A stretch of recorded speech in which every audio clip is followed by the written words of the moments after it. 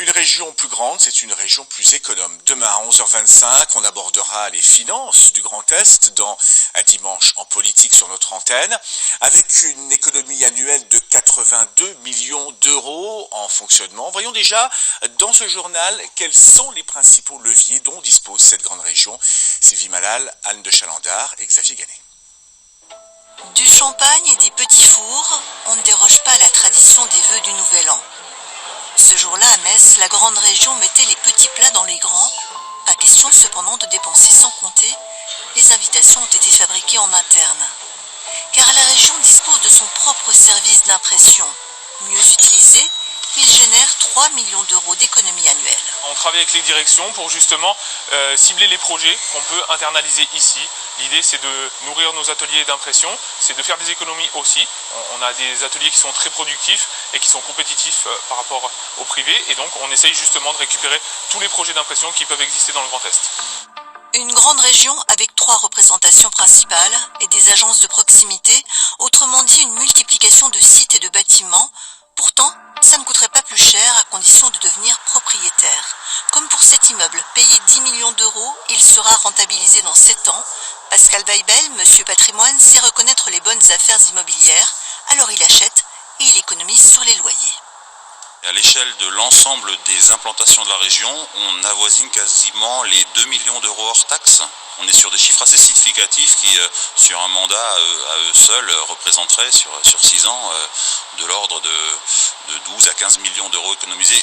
Autre économie avec la SNCF, la région a pu imposer 200 TER supplémentaires par jour, tout en économisant 56 millions d'euros par an.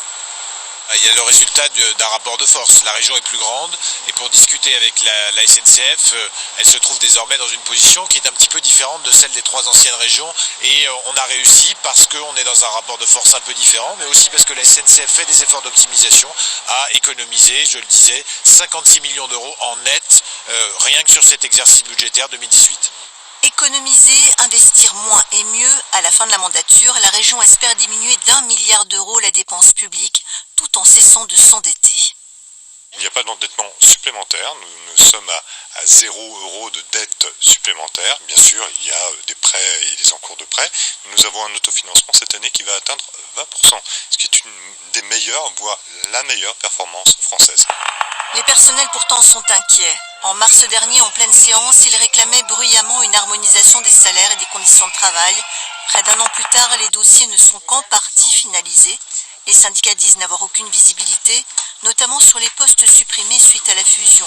300 officiellement, ils en doutent. La manip, c'est de ne pas déclarer les suppressions de postes et de les laisser afficher, mais de ne plus les pourvoir. C'est-à-dire qu'avec les départs en retraite ou, on va dire, les changements d'organisation, les postes ne disparaissent pas de manière théorique, c'est-à-dire qu'ils sont affichés au compte administratif, mais pour autant, ils ne sont pas affichés en vacances de poste et donc ils ne sont pas pourvus.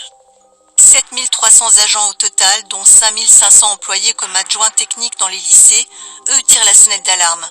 Trop de postes non compensés, trop d'arrêts maladie non remplacés et au bout du compte, un service public dégradé.